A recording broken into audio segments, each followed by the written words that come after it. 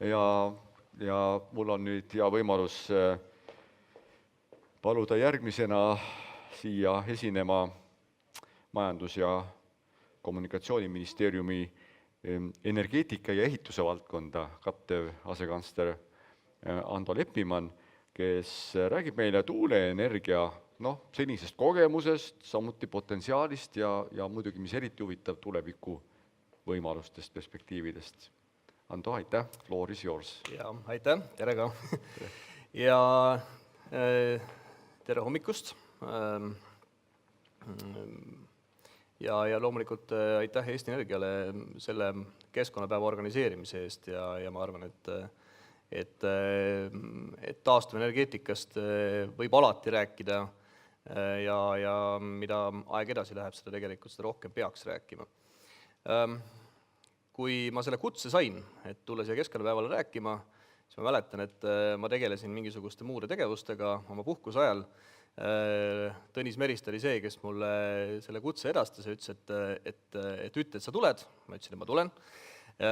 Ja siis mõni aeg hiljem hakkasin aru saama, et kuhu ma siis tulin ja mis teema osas ma lubasin ettekande teha.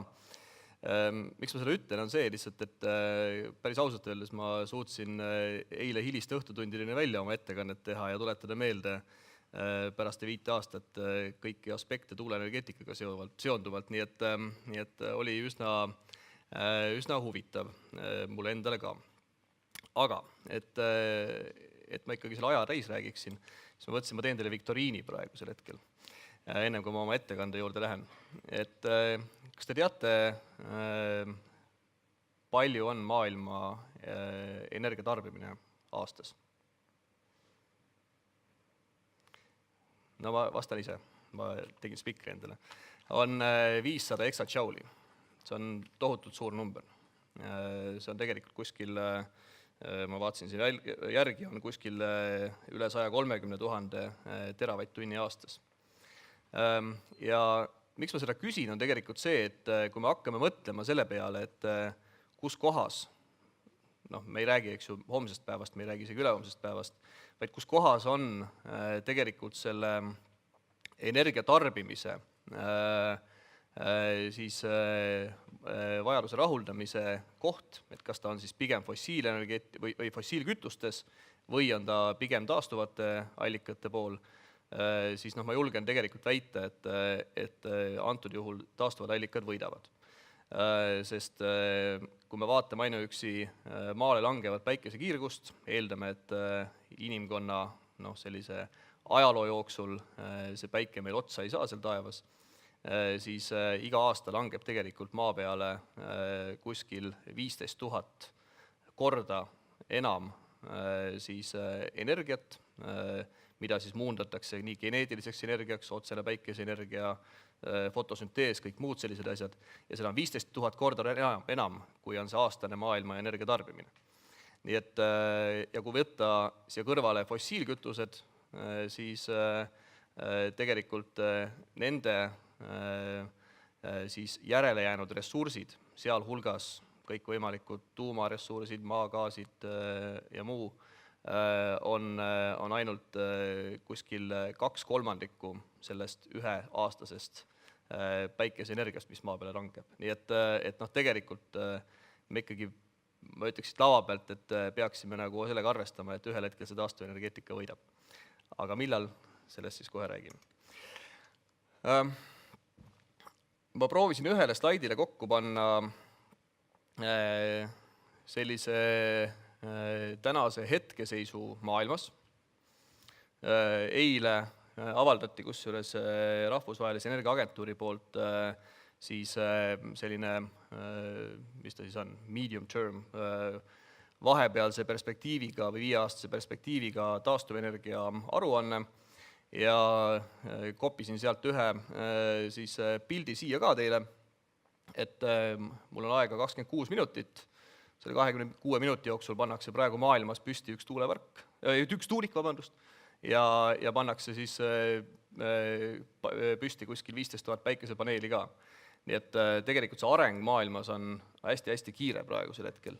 Ja 2015, mida siis IA ütleb, oli ka siis esimene aasta, kus taastuvenergeetika võitis, sealhulgas muidugi ka suur hüdro ja kõik muu selline, võitis söe käest siis selle pole positioni enda kätte, nii et ütleme niimoodi, et taastuvenergeetika kindlasti teeb võidukäiku. Ja siin all ka, ma üritan eest ära tulla, ma tulen siia poole, et siin all ka on tegelikult näidatud, kes näeb, et kus kohas tegelikult see taastuvenergeetika siis suuresti rakendatud on ja peamiselt me räägime taastuvast energiaallikast globaalses võtmes elektri tootmisel. Eestis me tegelikult oleme väga edumeelsed pigem soojuse tootmisel, nii et kui me mõtleme selle peale, et mida meil on maailmale pakkuda, kuhu me võiksime oma fookuse ka siit, ütleme, oma teadmisi eksportides seada, siis see kindlasti on soojuse tootmisel taastuvatest allikatest, mida maailmas väga palju ei teata ja näiteks seesama Rahvusvaheline Energiaagentuur IEA alles eelmisel aastal hakkas mõtlema, et oi, et aga seal saab ka ju taastuvaid allikaid kasutada. Meil tehakse seda suuresti ilma toetusteta, eks ju. Ja tegelikult, kus kohas tõenäoliselt see suurem potentsiaal üleüldse peidus on transpordisektor, et seal ikkagi taastuvate allikate osakaal on suhteliselt marginaalne praegusel hetkel. Aga kõik võimalikud statementid siin eri riikide poolt, et keelame ära sisepõlemismootorid, on kindlasti sellist transpordisektori mõttemaailma muutvad ka. Ja siia kõrvale panin taastuvate allikate kontekstis pildi, mis iseloomustab meie siis praegu veel eelnõu staatuses olevat energiamajanduse arengukava aastani 2030. Need jooned siin iseloomustavad siis ühe või teise sektori energiatarbimist, elektritarbimine kuskil 10 teravatt-tundi koos kadude ja kõige muuga, soojustarbimine ja kuhu me tahame siis jõuda aastaks 2030 on kuskil tasemel 15 teravatt-tundi ja transport siin, kogu energiatarbimine siin. Ja tegelikult siin on ka siis iseloomustatud nende roheliste tulpadena see, et millised saavad olema meie siis taastuvenergia eesmärgid elektri, soojuse, transpordi valdkonnas ja üleüldiselt kokku ka aastaks 2030. Nii et nagu te näete, siis tegelikult see arengukava, ma julgeks väita, et ikkagi on väga-väga ambitsioonikas, võib-olla soojuse tootmisel mitte nii väga, kuigi ka siin hüpata üles 80% peale on kindlasti ambitsioon omaette, aga millest me tõenäoliselt kõige enam räägime, on siis, kuidas elektri tootmisel saavutada tänaselt 16%-lt siis tase 50% taastuvelektrit. Statistikat ka, päris huvitav oli vaadata, kuidas siis Eesti tuuleenergeetikasektor on meil arenenud. Nagu te näete, siis tegelikult küll viimastel aastatel 13, 14, 15 on uusi tuulikuid juurde rajatud suhteliselt vähe võrreldes varasemate aastatega, aga tegelikult kui me vaatame sellist viimast dekaadi või viimast kümnendit ja vaatame, kust kohast me alustasime ja millal me alustasime, see ei olnudki väga palju aega tagasi, see oli 10 aastat tagasi kõigest. Et siis 10 aastaga on Eestis ainuüksi tuuleenergia kasv olnud enam kui 10-kordne. Et kui see panna kuskile muu riigi konteksti, minu pärast on ta siis Saksamaa, on ta Taani, on ta Ameerika Ühendriigid, siis see on väga-väga massiivne kasv olnud.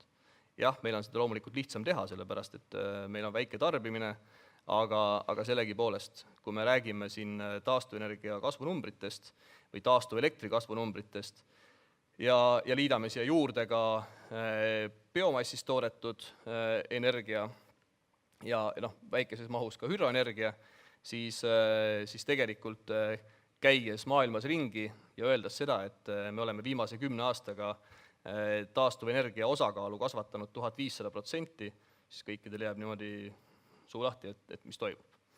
Nii et tegelikult me oleme olnud väga tublid ja nüüd ongi lihtsalt küsimus selles, et kuidas minna edasi, kuidas olla tubli niimoodi, et et tarbija selle eest ka peaks võimalikult vähe maksma. Veel statistikat, palju meil on hetkel siis arendusi toimumas, taaskord väga huvitav oli seda endal ka meelde tuletada, et meil on, nagu siis eelmise slaidi pealt nägite, 300 megavatti kuskil tuulepark üles pandud, aga arenduses on meil neid, mis ta siis tuleb siit, 1400 megavatti maismaatuuleparke ja avamere tuuleelektrijaamasid on arenduses, ma eile siin õhtul peilisin välja, ikkagi ligi 4000 megavatti. Et kas see päriselus kõik realiseerub, on tõenäoliselt küsimus suurele ringile, aga vaadates seda, et tegelikult nii Loode-Eesti avamere tuulepark, mida siis veab minu teada Nelja Energia, on ikkagi väga niisuguses tõsises arenduses, nii Liivi lahe avamere tuulepark, mida Eesti Energia veab, on täpselt samamoodi ikkagi väga selge arendusprojekt, siis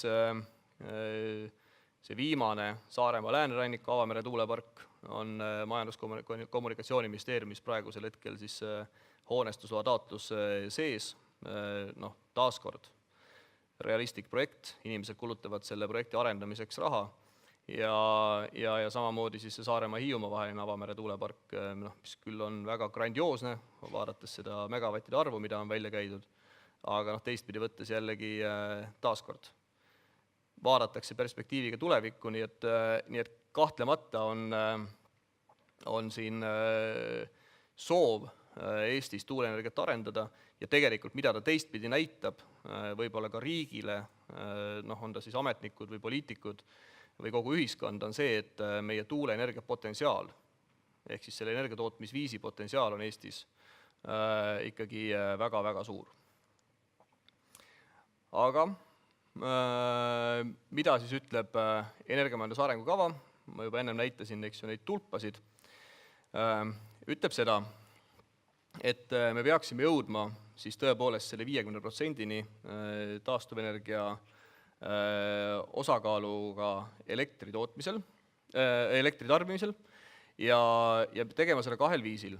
Et kõigepealt vaatama seda, et kui palju meil on võimalik tuginedes siis siseriiklikele toetusskeemidele selle taastuvelektrit arendada ja seal ütleb arengukava väga selgelt, et me peaksime jõudma siis 30%-ni ja juhul, kui tõepoolest siis need paindlikud koostöömehhanismid Euroopa Liidus rakenduvad, Eesti on võimeline nendest osa võtma, siis peaks olema see osakaalu suurenemine 50%-ni.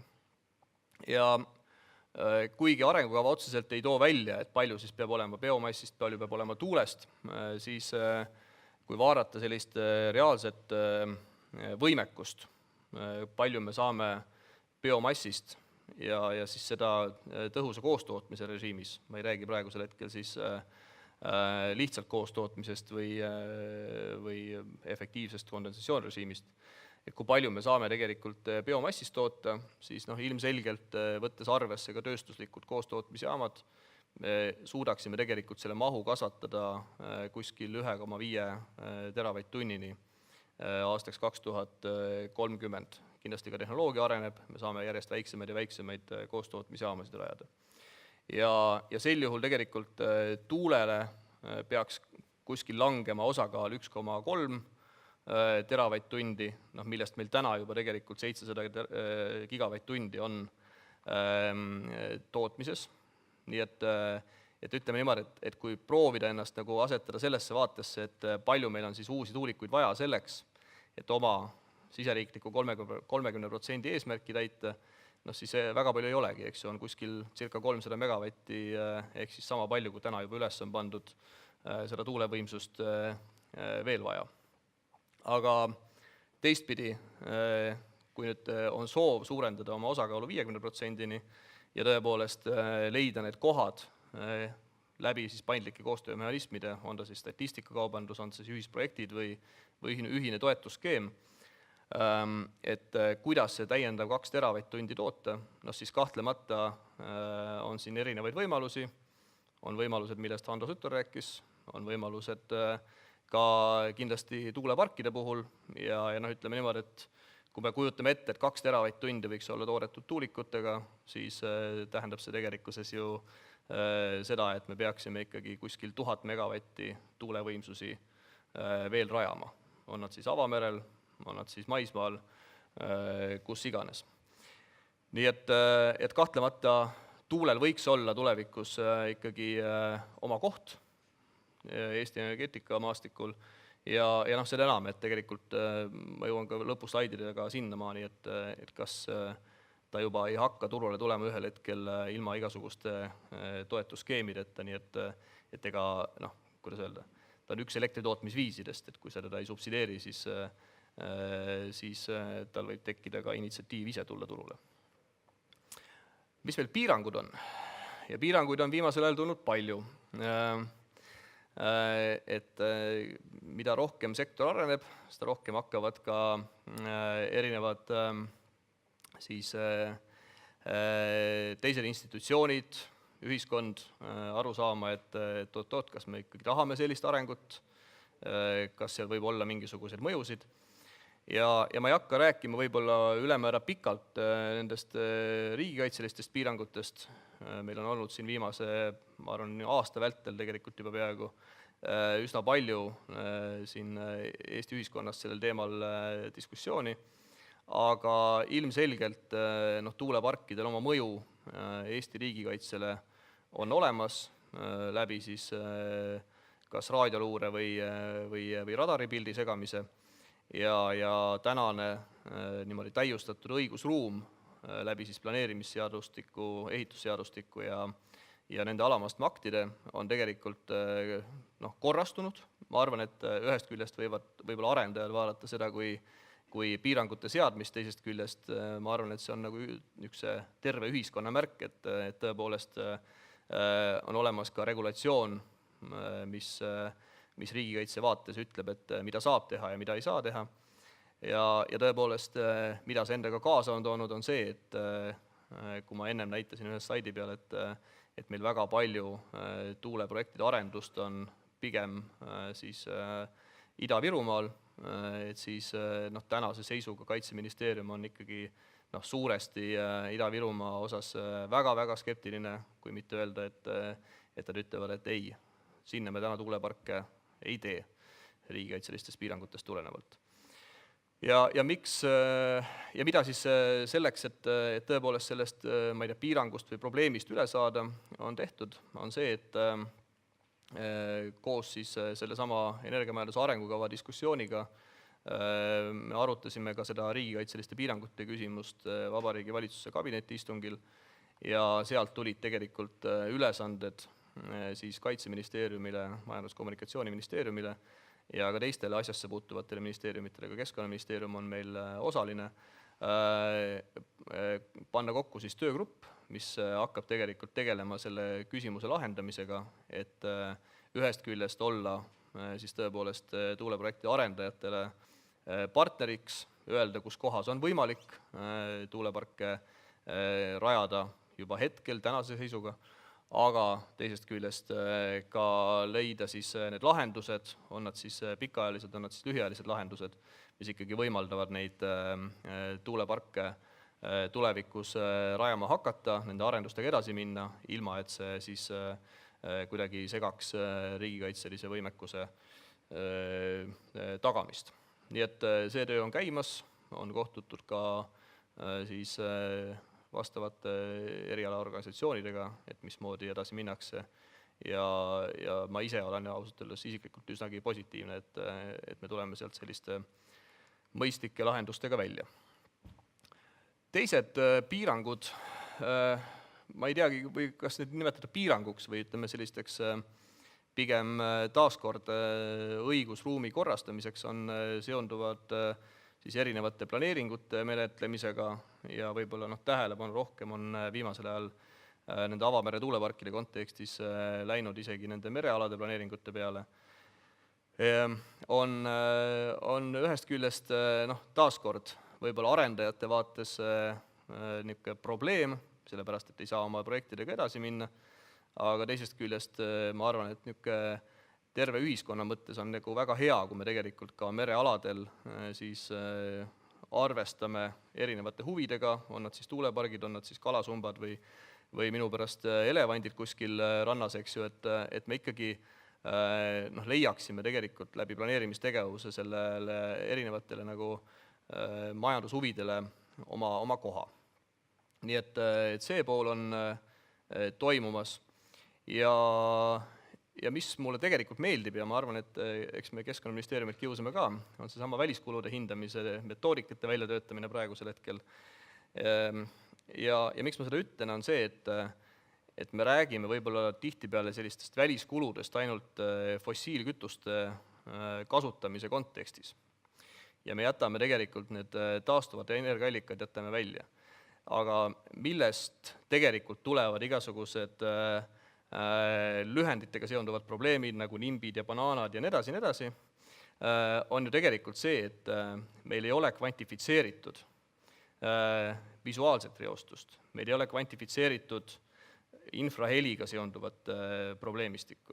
Ehk siis, et inimesed, kellele tuulepargid ei meeldi, eks ju, tõenäoliselt me saame pärast kõik minna õue ja vaadata sinna Paldiski suunal ja siis näiteks, ma ei tea, tänasel auditooriumil tõenäoliselt pea ei hakka valutama, aga mõnel inimesel hakkaks selle peale, kui ta sinna poole vaatab, et tegelikult me peaksime kuidagi nagu selle proovima, kas siis keerata rahasse või keskkonnamõjusse või tervisemõjusse või millesse iganes, et me ei peaks tegelikult läbi planeerimistegevuse või keskkonnamõjude hindamise otsima mingisuguseid või need inimesed, kellele ei meeldi, ütleme, tuulepark, ei peaks otsima mingisuguseid kaudseid teid selleks, et ütelda, et mulle see tuulepark ei meeldi. Nii et ma arvan, et kindlasti see väliskulude hindamine ja seal metoodikate väljatöötamine võiks kaasa aidata selleks, et tõepoolest me ei peaks nendest igasugustest tobedatest lühenditest rääkima.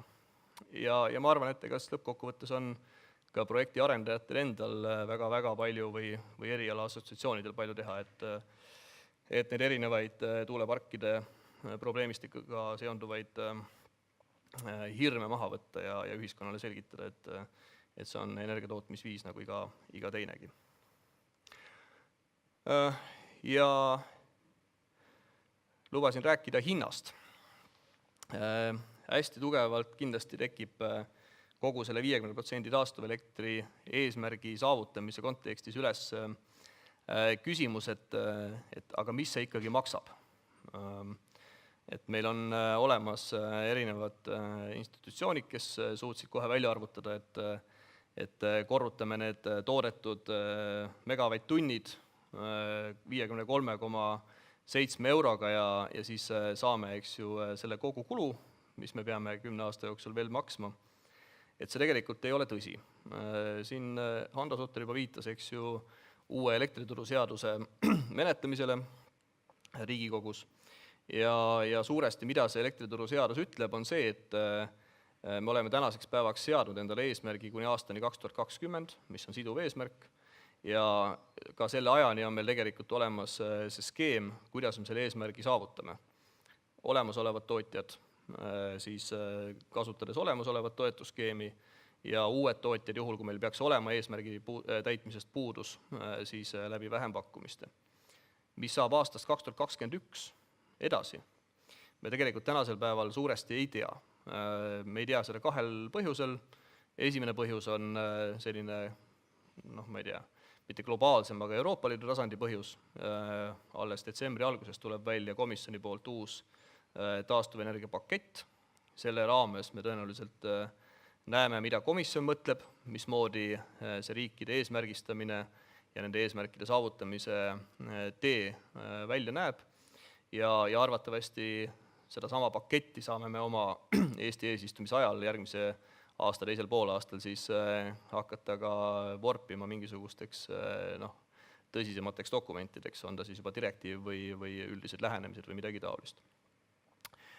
Ja sealt tegelikult tuleb suuresti sisend, mismoodi me alates 2021 oma taastuvelektrit üleüldse Eestis peaksime käsitlema. Aga teine aspekt, mis on, ma arvan, nagu oluline, on see, et kui vaadata siin ja see on kusjuures aasta aja tagune pilt. Mul ei ole veel selle aasta infot olemas, aga tõenäoliselt need hinnad on veelgi väiksemad. Et kui vaadata, et mis hinna pealt on sõlmitud üle maailma, siis pikaajalisi elektrimüügilepinguid tuulikutele, siin on küll näidatud ka tööstuslikele päikeseparkidele, aga tuulikud on praegu selline teemaks, eks ju. Et siis need on ikkagi nagu väga-väga väikesed numbrid. Võtame siin $47, eks ju, megavatt-tunni kohta. 40 või mis ta on, $51 megavatt-tunni kohta pikaajalised tarnelepingud. Ehk siis, et mida ma tahan öelda, on see, et me näeme tõenäoliselt lähemate aastate vältel seda hetke, kus tuuleelekter ei vaja enam toetust turuhindade vastu. Nõus, tänased turuhinnad Eestis ja kõik tarbijad loomulikult rõõmustavad selle üle, on väga madalad. Kas nad selliseks jäävad, seda me ei tea, aga tendents on väga selgelt sinnapoole, et maismaa tuuleelekter enam toetust tegelikkuses ei vaja. Käisin ju külas just paar nädalat tagasi oma Norra kolleegil, kes ütles, et kõik, nad kaotasid ära enda maismaa tuuleparkidele selle toetuse, sellepärast, et pole vaja, tulevad niisama ka. Ja tendents väga selgelt sinnapoole liigub, nii et ma üldse ei välistaks, et kui tõepoolest globaalselt võetakse selline hoiak, et me ei peaks enam toetama selliste tegevustoetustega seda sektorit, siis tõepoolest ma usun, et see sektor ise, ehk siis tuulikutootjad, leiavad, on ta siis läbi innovatsiooni, läbi efektiivsemaks muutumise, mida iganes, tegelikult selle võimaluse, et nad tulevad oma hindadega ka nii palju alla, et me tõepoolest saame maismaatuulikud konkurentsivõimeliseks ka ilma siis tegevustoetusteta. Ma ei saa kindlasti öelda, et Eesti peaks olema siin pioneer, sellepärast, et me ise tuulikuid ei tooda ja me oleme tegelikult tehnoloogia siirdaja suuresti, kui me räägime terviklahendustest. Aga ütleme, globaalne tendents sinnapoole kindlasti liigub. Ja kokkuvõte ka, mida ma juba ütlesin, eks ju, et Eesti on kindlasti väga kiire arenguga, tuuleenergia arenguga või taastuvenergia arenguga üleüldse riik ja minu arust me ei peaks seda kuidagi maha tegema, vastupidi, me peaksime sellele uhked olema, et võib-olla sellised kohati ka sellised purtsatused meie enda nagu ühiskonnas, et oi, et me oleme siin nii tagurlikud ja ainult kasutame põlevkivi ja kõike muud sellist, et see ei ole tõsine. Et kui me vaatame tegelikult, kui kiiresti me oleme oma taastuvenergeetikat arendanud, ükskõik on ta siis soojuses, on ta siis elektritootmisel, siis me oleme ikkagi olnud väga-väga edumeelsed, ükskõik on ta siis Euroopa Liidu kontekstis või globaalses kontekstis. Tuuleenergia potentsiaal on meil väga märkimisväärne, et kas või vaadates neid samu arendatavaid projekte, jah, ma olen nõus, meil on palju piiranguid, meil on palju väljakutseid, kuidas nendest üle saada, aga Eestil on väga pikk rannikuala, Eestil on 1/3 meie territooriumist on vesi, rannikuvesi, suhteliselt madal ja suhteliselt heade tuuleoludega, nii et kindlasti seda potentsiaali seal on. Ja meie asi peaks olema töötada selle nimel, et tõepoolest seda potentsiaali ära kasutada, on ta siis siseriiklikeks vajadusteks või selleks, et tõepoolest liikuda näiteks Euroopa Liidu tasandil paindlike koostöömehhanismide poole, et mida tegelikult meile kaasa annaks, on investeeringute siia toomine. Ma siin tõin välja, eks ju, et 1000 megavatti tuulikuid tähendab, eks ju, suurusjärgus 1,5 miljardit eurot investeeringut, mis on väga märkimisväärne investeeringu maht, eks ju, ja rääkimata siis väliskaubandusbilansi parandamisest, kui me suudame tegelikult müüa nii statistikat kui ka elektrit kui kaupa. Mida võib veel öelda, on see, et meie ettevõtjad on olnud ja teadus-arendustegevuse viljelijad on olnud väga tublid, tuuleenergeetika sektoris samamoodi, meil on olemas tuuleenergiaklaster, kes väga edukalt tegutseb, meil on olemas mitmed ettevõtjad, kes tõepoolest tegelevad kas siis komponentide või terviklahenduste väljatöötamisega, Koljat, Eleon, Tuuge või Conesco, et selles mõttes ma arvan ka siin riigina meil on mõistlik hoida siis ka nende jaoks tegelikult sellist koduturu eelist, et nad saaksid oma kas siis prototüüpe või lahendusi siin testida ja liikuda siis tõepoolest ekspordipotentsiaali suunas. Ja mida veel öelda? Jah, siin on kirjas, et noh, kui me otseselt need riigikaitselised piiranguid ei sea, eks ju, ohtu meie hinnangul neid energiamajanduse arengu eesmärkide täitmist, aga kindlasti noh, me ei peaks võtma sellist kitsast lähenemist, et meil ainult 300 megavatti tuulikuid veelgi ongi vaja ja siis saabubki rahu maa peale. Nii et nende teemadega tuleb tegeleda. Aga mul rohkem juttu ei ole, ma näen, et juba punane tuli vilgub ka siin, et aeg sai otsa, üllataval kombel, ma arvasin, et ma ei oska tuulest nii palju rääkida enam. Et aitäh kutsumast ja aitäh, Ando, sa tulid suurepäraselt toime nii oma ettekande ajaga kui ka kasutasid ilusti ära ka oma küsimuste aja. Kuid see oli kõik väga huvitav ja ma arvan, et üks sõnum, mida saab siit kaasa võtta, et kuigi on probleeme, tegelikult tänaste tehniliste võimaluste juures on kõikidele nendele ju lahendused, ainult et need lahendused ei ole kõik väga odavad.